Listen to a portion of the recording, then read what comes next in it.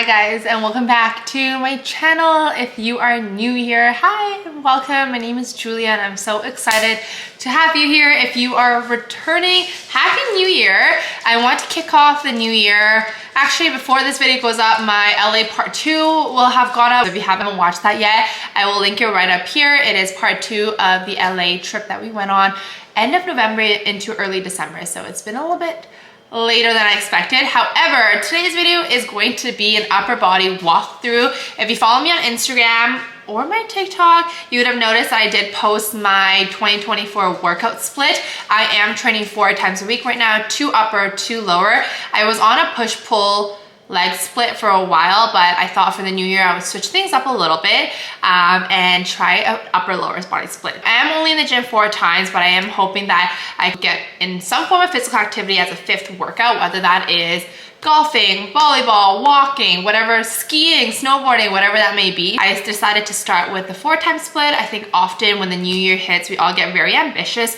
and we try to do too much. So I thought it's probably better to aim for 4 and go 5 rather than aim for 5, 6 and only go 3 to 4. That's my approach. We are going to walk you through a full upper body day. It's a Tuesday, so I haven't done any upper body. I did a lower body yesterday.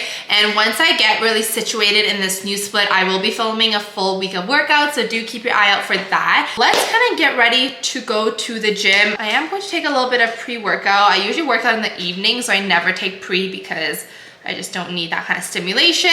But because it's only 12 o'clock, I am going to take a scoop of my OxyShred in flavor mojito. Is it gonna focus? There we go. Let's just do a scoop of this and then bring water on the side. And I'm just gonna do like that much water so I can finish it on my drive to the gym. So cheers.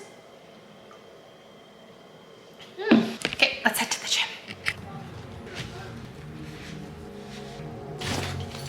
Okay friends, we are starting our workout with 5 minutes of cardio. I did about 5 minutes on the Stairmaster today because the treadmills were all super busy and taken up because everyone's in the gym for their new year, new me resolutions, which is good to see. Warming up on a cardio machine is important just to get your blood pumping, to get your muscles warm, and then we jumped into some dynamic stretches. So you want to always start dynamic stretches in the beginning of your workout. They're dynamic because you are moving through the movement. So notice how I'm not holding one position for too long. We are moving through each exercise that we are keeping our body warm and body loose. I did some cat and cows and I did some thread the needle and I just did some arm swings to get my shoulder blades and my rotator cuffs warm.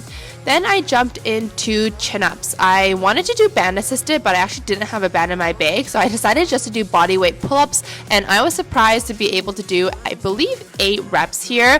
I like to do chin-ups, pull-ups as a bit of a warm-up slash first exercise. They are pretty challenging and pretty tough, so I do it at the very start so I'm not too tired. I did about 3 sets of that before moving into my very first compound exercise, which is barbell bent over row. So when you are getting into that bent over position, you want to make sure you are hinging your hips back like you're doing an RDL, and you're going to lower until you feel a stretch in your hamstring. From there, you're pulling the weight to your stomach or to your belly button area.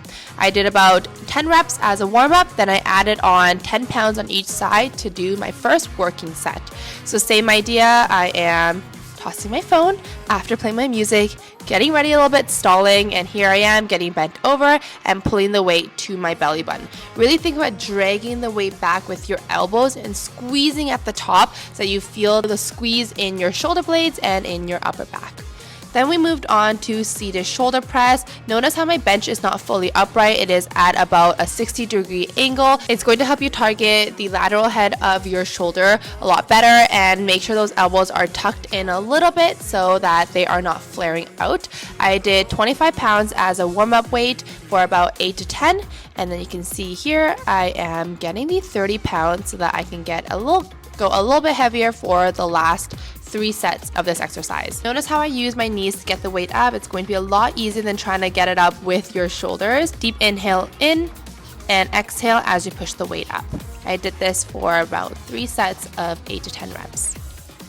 Then moving on into a superset. This is the very first superset of today's workout. We are supersetting single arm dumbbell rows. These are one of my absolute favorite exercises. I just love how it engages my back. I do use straps for this, and I kind of made a promise to myself, anything heavier than 45 I'm going to use straps for.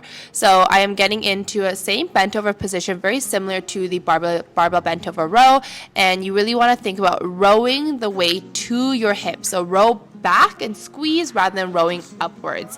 Again, you should feel this in your lats, but also in your upper back. Then I supersetted this with seated shoulder press. These are so tough. If you thought standing shoulder press was tough, try doing them seated. Because you are seated, you really can't utilize any swing or any of that lower body, which makes it so hard. The biggest important thing here is make sure you're thinking about lifting with your pinky and your elbows rather than your hands. That's going to help you get more engagement in your shoulders rather than targeting so much of your traps. The very last exercise here is barbell 21s. If you are unfamiliar with this exercise, please go give it a try. We are doing 7 half reps starting from the bottom to midway. You can see I am stopping right around my belly button. Then we're doing 7 reps from the top range, so all the way from your shoulders down to your belly button, and you're doing 7 of those. And you are ending off with 7 full reps here, okay? This is where it gets really tough, and that's why it is 21 reps. So I had to take a big pause, and you are exhaling as you lift the weight up. The biggest thing here is just trying to minimize swing in your upper body. You can notice I am swinging a little bit because by the 3rd set, I was absolutely dying. So some ways to help you with that is standing against a wall so that you can't swing, or really keeping your core engaged.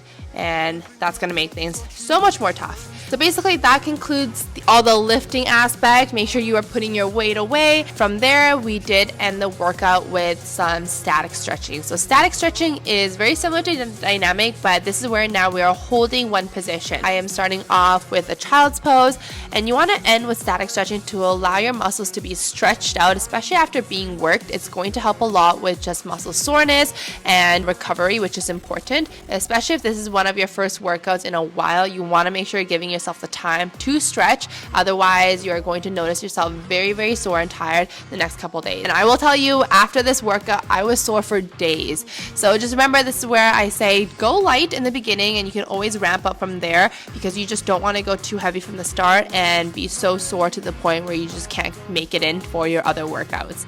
So I did some upper body static stretching, some hip flexor stretches, because I did leg day the other day and I was super duper sore.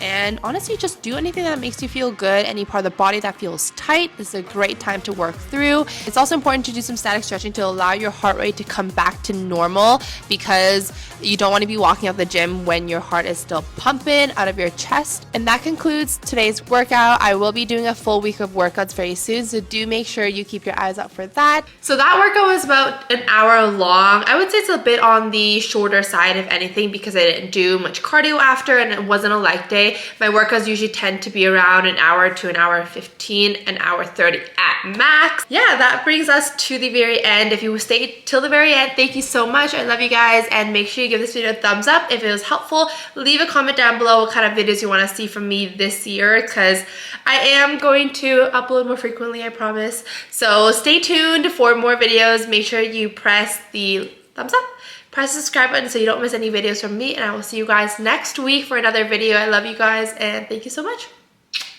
Bye.